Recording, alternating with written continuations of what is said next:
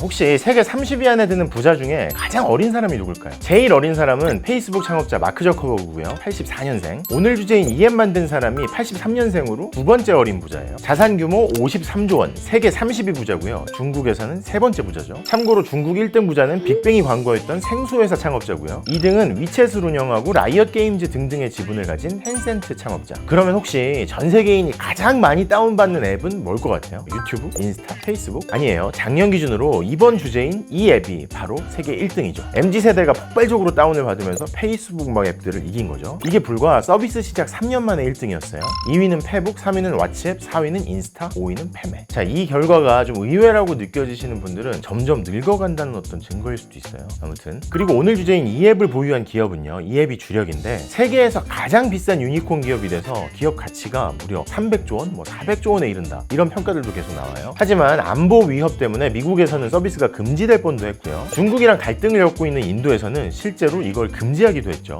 정보 유출 논란도 끊이지 않고 있고요. 자, 그럼에도 불구하고 2021년 현재 미국을 비롯한 전 세계에서 가장 핫한 앱이라는 짧은 영상 엄지 하나로 세계를 사로잡은 틱톡입니다.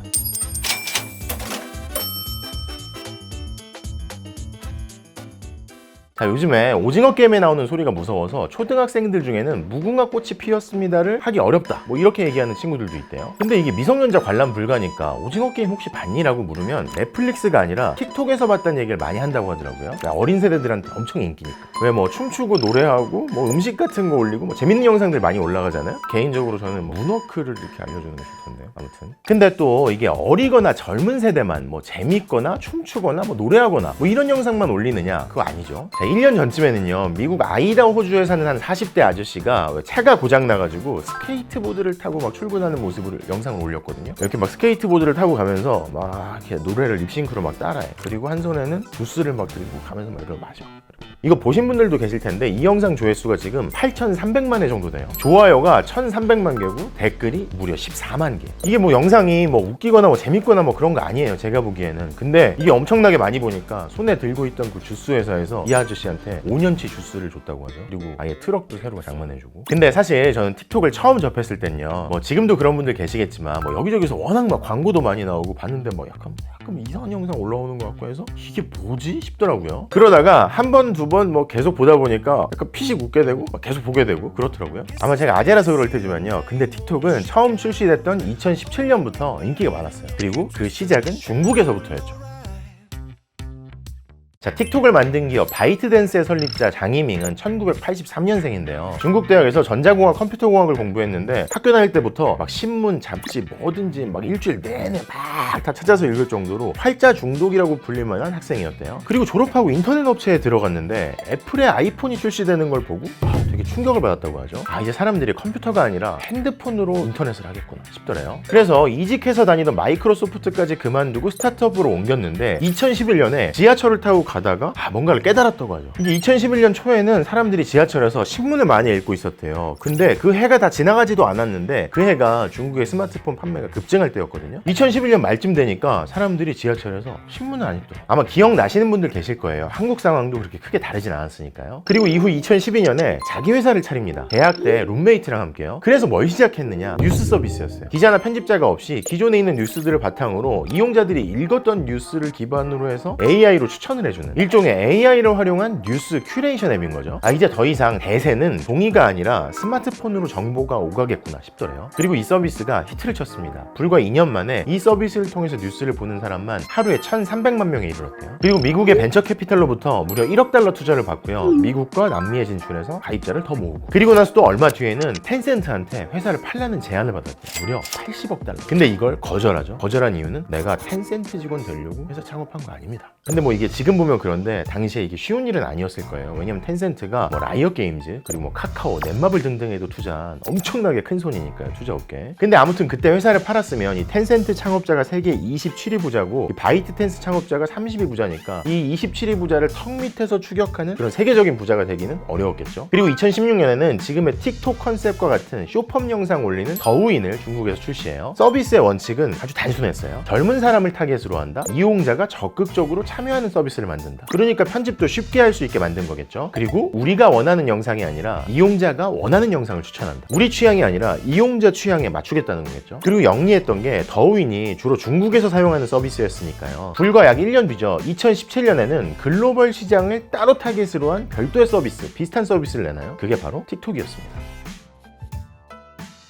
그리고 아까 서비스 만들 때 세웠다는 원칙 기억나죠? 젊은 사람 그리고 이용자의 적극 참여. 이걸 위해서요, 역시 중국에서 창업한 SNS 가운데 유일하게 미국에서 제대로 통했다는 뮤지컬리를 1조 원 정도 주고 인수합니다. 당시에 뮤지컬리가요, 기존에 있는 노래를 따라 부르면서 영상 찍어서 올리는 일종의 립싱크 뮤직비디오 만드는 앱으로 유명했다는데요. 당시 뮤지컬리 이용자 1억 명 가운데 상당수가 10대들이고요. 미국과 유럽 사용자도 많았다고 하죠. 이걸 노린 거예요. 그리고 이 노림수가 적중했습니다. 쇼폼 영상을 올리는 SNS를 만들고 글로벌 시장 서비스를 따로 내놓고 그리고 뮤지컬리 인수하고, 이 모든 게 2016년과 17년 2년 사이에 벌어진 일이에요. 그리고 2018년에는 가입자 무려 7억 명 유치에 성공하면서요, 세계에서 가장 가치가 높은 스타트업, 기업 가치가 1000억 달러 넘는 스타트업이 돼서 이제 유니콘이 아니라 텍토콘이라고 불리게 됐죠. 자, 이후에 틱톡의 질주는 거침이 없었어요. 특히 한국에서도요. 처음엔 사람들이 뭐지? 왜 자꾸 유튜브에 뭐 이 광고 뭐야? 하는 분위기도 있었는데요. 특히 가수 지코의 아무 노래 챌린지 등등 히트 영상이 팡팡 터지면서 급속도로 확산되죠. 아무 노래 챌린지가 시작되고 일주일 만에 이걸 따라서 영상을 올린 사람이 얼마나 될까요? 무려 일주일 만에 5만 건 넘는 영상이 올라왔다고 하죠. 이게 또 다른 SNS랑 좀 달리 셀럽이 아닌 사람이 올려도 영상이 퍼질 가능성이 높아 보이니까. 왜 틱톡은 뭐 팔로잉하고 뭐 관계 중심적인 뭐 그런 게 아니잖아요. 팔로워 수가 적어도 그리고 무슨 뭐 일종의 초대장 같은 거 없어도 되는, 그러니까 뭐 다들 용기를 내서 더 영상을 많이 올리는, 그러다가 오히려 거꾸로 셀럽이 일반인들 거를 막 좋아요하고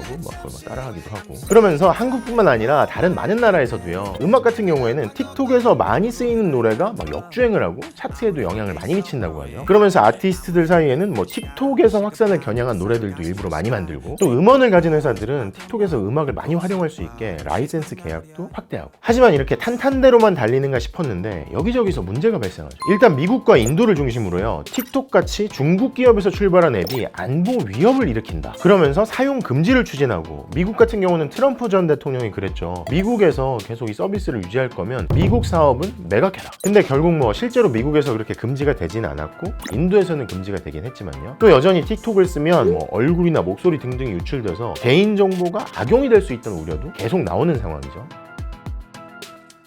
근데 이게 참 아이러니한 게 그 사이에 틱톡은 미국에서 오히려 더 인기를 끌었어요. 심지어 틱톡을 막으려고 했던 트럼프 전 대통령 같은 경우에는요, 젊은 틱톡 사용자들이 뭉쳐가지고 틱톡을 활용해서 선거 유세를 일종의 방해하기도 했죠. 이게 뭐냐면 오클라호마 유세 때 큰 공간을 빌려가지고 트럼프 대통령이 딱 나타나면 사람들이 막 쫙 있고 이런 모습을 기대를 하고 있었는데, 틱톡 이용자들이 단체로 좌석을 예약한 다음에 일부러 안 가는 거야. 그래서 일부 공간이 텅 비게 하는 거죠. 열받으라고 그랬겠지. 그죠? 그리고 오히려 이 코로나 시국에는 사람들이 더 심심해서 그런 건지 틱톡에 5만 가지 막 챌린지들을 막 올렸죠. 그리고 스티치라고 해서 뭐 이어찍기 영상도 막 계속 올리고, 또 듀엣이라고 해가지고 막 영상에 계속 일종의 덮어 씌우는, 그래서 뭐 이게 거듭되다가 뮤지컬 같은 영상이 만들어지는 경우도 있었죠.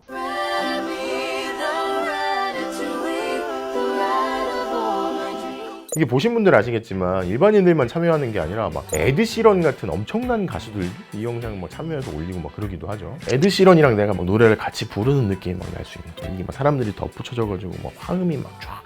또 이게 워낙 젊은 사람들한테 인기가 많고, 또 생각보다 상당히 그 집중도도 높다 보니까요, 이게 생각보다 계속 보게 되거든요. 마음에 안 드는 거는 막 빨리빨리 넘기고, 재밌는 건 또 보다가 하면 시간이 금방 가 있고. 그리고 이게 인스타 등등과는 달리 왜 짜여진 모습을 보여줄 때도 많지만 좀 덜 완벽한 모습을 보여주는 경우가 많거든요. 그래서 오히려 여기다 광고를 하면 광고인데 좀 광고 같지 않은 효과도 나는 거예요. 그래서 지금은 명품부터 시작해서 전 세계의 유명한 브랜드들이 거의 대부분 틱톡에서 광고하고 또 홍보도 하고 있죠. 상황이 이렇게 되니까 유튜브, 인스타 등등도 틱톡같이 뭐 쇼폼 영상 올리는 서비스를 계속 내놓는 거겠죠. 하지만 SNS 업계는 워낙 변화가 심한, 그리고 앞날을 예측하기가 힘든 곳이잖아요. 심지어 틱톡도 출시한 지 몇 년 안 된 거니까요. 그리고 중국 정부가 인터넷 기업들에 대한 규제를 강화하면서요, 지난 5월에는 창업자가 CEO 자리에서 물러나기도 했죠. 본인이 경영인으로서 좀 부족하다 이런 입장을 남기면서요. 그리고 또 홍콩 증시에 상장할 거라는 얘기가 계속 나왔었는데 틱톡은 그럴 계획이 없다, 기업 공개를 할 계획이 없다는 입장을 밝히기도 했고요. 베일에 쌓여있는 중국 기업 같은 거죠. 자, 이런 틱톡 앞으로 어떻게 될까요? 인플루언서가 아니어도 많은 사람들한테 나를 표현할 수 있다. 여기는 완벽하지 않아도 또 심각하고 진지하지 않아도 되는 유쾌하고 즐거운 SNS다. 이런 평판을 계속 유지하면서 젊은 사람들의 마음을 계속 사로잡을 수 있을까요? 중국 관련 그리고 정보 유출 논란을 해소하고 지금의 상승세를 앞으로도 계속 이어갈 수 있을까요?